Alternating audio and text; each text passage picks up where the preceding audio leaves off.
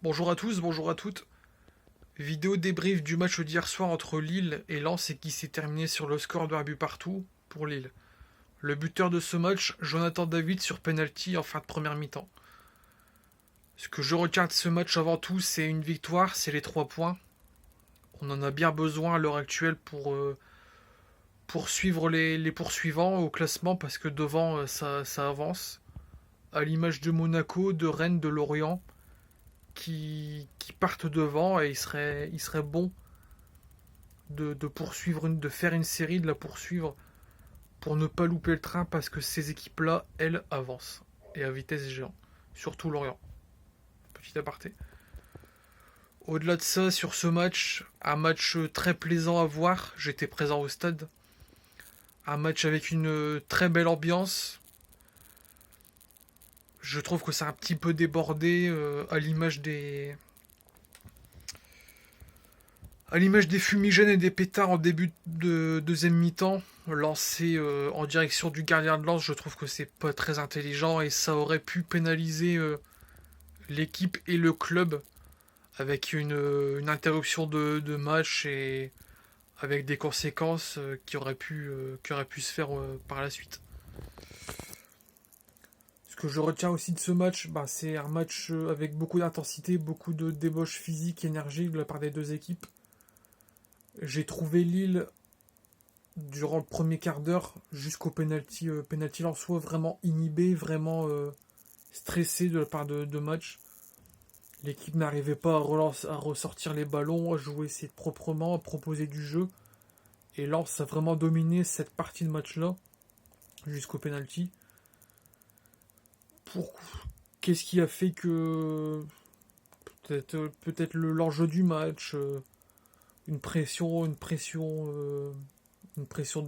des joueurs où il n'y avait pas forcément lieu d'être. Ça reste des professionnels, ça ne reste qu'un match de foot. Même si l'enjeu pouvait amener peut-être un peu de stress. Mais bon. Le penalty est formidablement arrêté par Lucas Chevalier, qui pour moi est l'homme du match. Au-delà de son penalty, il a fait preuve d'assurance, à l'image de la frappe concédée par Alexis Claude Maurice, où il s'en va vraiment la chercher main opposée. Je crois que ça partait en lucarne. Moi j'étais vraiment à l'opposé quand il a fait cet arrêt. Je pense que c'est en lucarne. Et il fait vraiment un magnifique arrêt sur cet arrêt tout simplement. Sur ce tir. Euh, ma petite revue d'effectifs, mon homme du match, comme je viens de le dire auparavant, c'est Lucas Chevalier pour tout ce qu'il a apporté. Un match sérieux, un match solide, le penalty arrêté, le peu d'occasions qu'il a eu à traiter, il l'a fait très très bien, proprement, sereinement. Les sorties aériennes, je trouve, où quand il fallait boxer, il fallait boxer. Quand il fallait se coucher pour arrêter le jeu, casser le jeu suffisamment longtemps pour ne pas trop déborder, il l'a fait proprement. Donc ça, un match vraiment sérieux, un match vraiment à l'expérience. La charnière centrale a eu vraiment du mal comme sur le premier quart d'heure, vraiment, mais c'est toute l'équipe, c'est pas uniquement la charnière centrale, c'est vraiment toute l'équipe.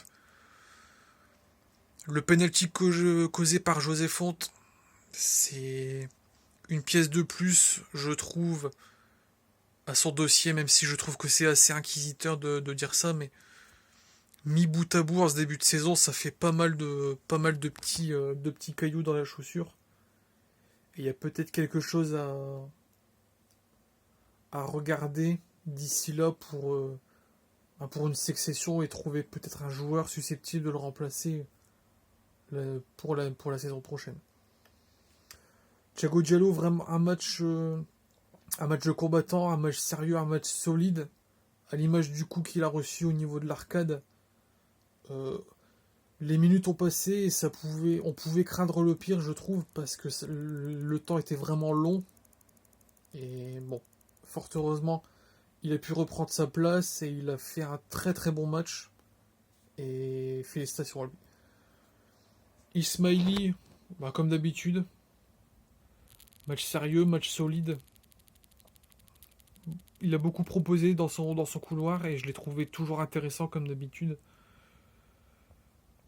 Je l'ai trouvé pas pas forcément trouvé bon dans son binôme avec Jonathan Bamba. C'est comme face au match à Lorient. J'avais remarqué cette petite anomalie et je l'ai trouvé moins performant. Bon, c'est le seul petit bémol que j'ai sur Ismaili et sur son match. La paire défensive, la paire à récupération, Benjamin André Gomez, pardon. André Gomez, au premier quart d'heure, il me fait peur. Je trouvais qu'il avait un rythme de sénateur très posé, très calme. Et je me suis dit qu'il est vraiment en contre-courant de ce que c'est un derby. Bon, après, il a déjà joué des derbys dans sa carrière. Là-dessus, c'est pas ça que je remets en cause, pardon. Mais je le trouvais trop tranquille, être vraiment trop tranquille sur le match. Et il m'a fait peur au début. Mais ça a été mieux au fil de son match et il a été de plus en plus intéressant avec des relances propres, savoir temporiser le jeu, revenir en arrière quand il fallait. Un bon match de sa part, peut-être le meilleur sous le maillot lillois cette saison. Bah, Benjamin André, je me répète toujours, mais c'est que en positif, c'est que du bon. Bah, malheureusement, il sera suspendu face à Monaco. C'est le petit bémol aussi le concernant. Adamounas, mais au même titre que André Gomez, il m'a fait peur sur la première partie du match où je le trouvais euh, transparent, inexistant, je le trouvais pas vraiment pas bon. Et comme ses coéquipiers, ça a été de mieux en mieux au fil du match. Il a fait une très très bonne deuxième mi-temps en étant beaucoup provocateur sur son côté, en faisant beaucoup de centres sur son pied droit. Pas toujours juste, malheureusement, mais on va dire que l'intention était là. Angel Gomez, alors je l'ai vraiment pas trouvé bon. Pour moi, c'est le moins bon des Lillois hier. Beaucoup de mauvais choix, beaucoup de passes en arrière. Je l'ai vraiment pas trouvé bon. Il m'a fait plusieurs fois me lever de mon siège en me disant mais qu'est-ce que tu fais pour être gentil. Ah, je l'ai vraiment pas trouvé bon et Paulo Fonseca, je trouve, vraiment trouvé son poste en numéro 8 parce que je trouve que en tant que numéro 10, il fait pas l'affaire. Ouais, il sait se placer, il sait se mettre entre les lignes, mais je l'ai vraiment pas trouvé bon. Et même sur un côté, pareil, il a pas le physique, il a pas le coffre, je trouve, pour jouer sur un côté. Je trouve même en tant que numéro 10, moi je le trouve vraiment, vraiment pas bon.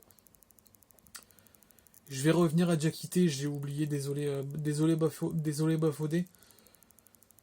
Bah, match tranquille, match assez commun de la part de Bafodé. J'ai pas grand chose à dire là-dessus sur son match. Il a subi quelques attaques en première mi-temps, mais après ça s'est résolu tranquillement.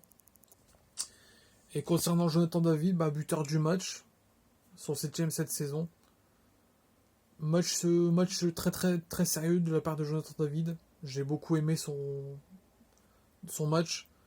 Je pensais qu'il aurait été beaucoup plus en difficulté face à une défense axiale composée de 3 centraux et des grands gabarits vis-à-vis de lui. Je pensais qu'il aurait été plus en difficulté, mais à ma grande surprise, il a été bon. Et c'est le plus important. Voilà, moi c'est tout pour cette vidéo débrief. Si vous avez apprécié la vidéo, le petit like, le petit partage, le petit commentaire et pourquoi pas le petit abonnement.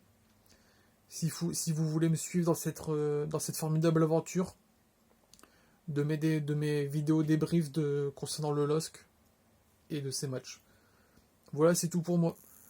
Profitez bien de votre semaine, travaillez bien, et puis nous on se donne rendez-vous jeudi soir pour la vidéo d'avant-match concernant le match entre Strasbourg et Lille vendredi soir. Sur ce, un bon lundi, profitez bien de la semaine, travaillez bien, et nous on se donne rendez-vous jeudi. Allez le LOSC.